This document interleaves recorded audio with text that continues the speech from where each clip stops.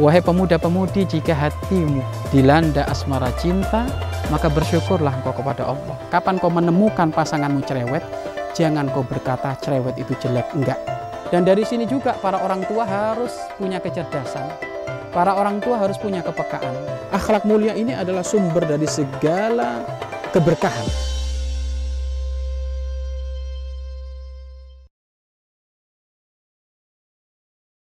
Bismillahirrahmanirrahim. Assalamualaikum warahmatullahi wabarakatuh. Alhamdulillah.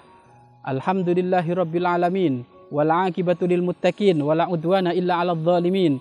Wa sallallahu wa sallama ala sayyidil mursalin. Habibi rabbil alamin. Sayyidina wa maulana Muhammad sallallahu alaihi wasallam wa ala alihi wa ashabihi wa tabi'ina lahum bi ihsanin ila yaumiddin, amma ba'd. Pemirsa yang dimuliakan oleh Allah Subhanahu wa taala, mengarahkan anak kepada pergaulan yang baik itu tugasnya orang tua. Jangan sampai orang tua sibuk ibadah sendiri, akan tetapi lupa mengarahkan putra-putrinya. Sehingga putra-putrinya bukan mendapatkan pergaulan yang baik, malah pergaulan bebas. Kalau sudah putra-putrinya mendapatkan pergaulan bebas, ini bahaya di atas bahaya. Maka dari sini kita semuanya harus memprioritaskan, menomorsatukan untuk mengarahkan putra-putri kita kepada pergaulan yang baik. Caranya bagaimana? Pergaulan baik itu kayak apa sih? Pergaulan baik itu tandanya ada 5. Pergaulan baik itu tandanya ada 5. 1. Mengutamakan sopan santun. Ngerti kulo nuwun. Bagaimana berbicara dengan orang yang lebih tua. Dengan adab, akhlak. Kalau kata bahasa Jawanya, berbicaranya harus pakai toto kromo. Ya kan? Harus. Pergaulan yang baik itu tentu diawali dengan sopan santun. Kalimatnya lantang, lugas, tapi tetap beradab, berakhlak mulia. Bagaimana etika berbicara dengan orang tua, bagaimana etika berbicara dengan adik-adik kelasnya. Ini semuanya penting diajarkan. Bagaimana etika berbicara dengan orang tua, bagaimana etika berbicara dengan guru, bagaimana etika berbicara dengan kakak. Ini sopan santun ini perlu ditanamkan kepada anak-anak kita. Dan ini semuanya diajarkan, ada di pesantren, ada di sekolah, ada di madrasah. Maka taruh di sekolah, di madrasah, insya Allah anak kita menjadi anak sopan santun. Itu 1. Tanda pergaulan bebas adalah adanya sopan santun yang dipraktekkan ada di situ. Kemudian yang kedua adalah, pergaulan bebas itu adalah hendaknya anak itu diberi pemahaman dan pengertian. Diberi pemahaman dan pengertian artinya apa? Anak ini jangan sampai dia itu masuk kepada wilayah yang tidak pernah ngudeng, tidak pernah nyambung.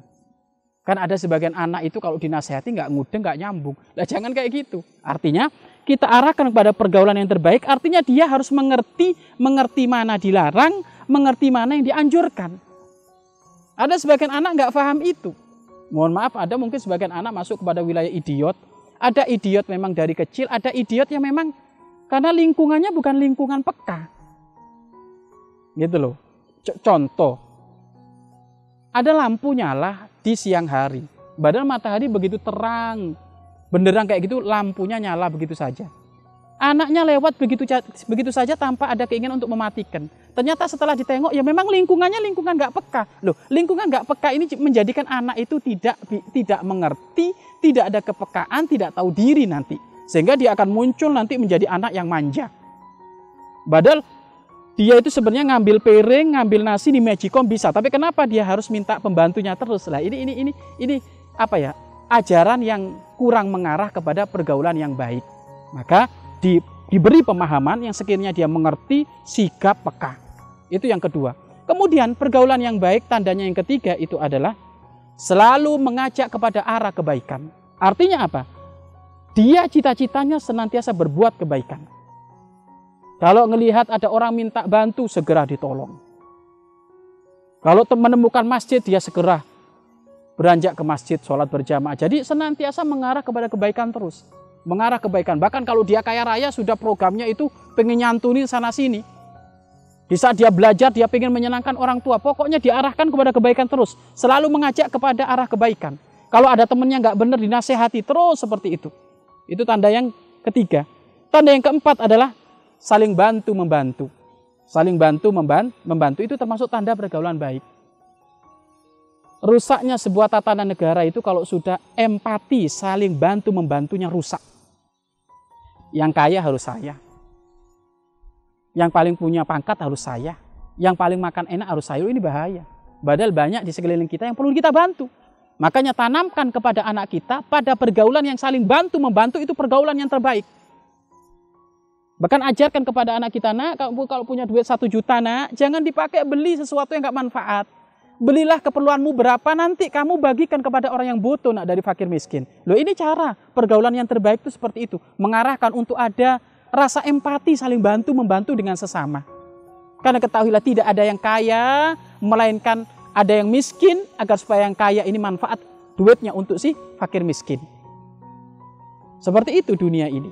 Makanya dari sini mengarahkan pergaulan yang terbaik adalah tandanya saling bantu-membantu, punya jiwa kepekaan saling bantu-membantu.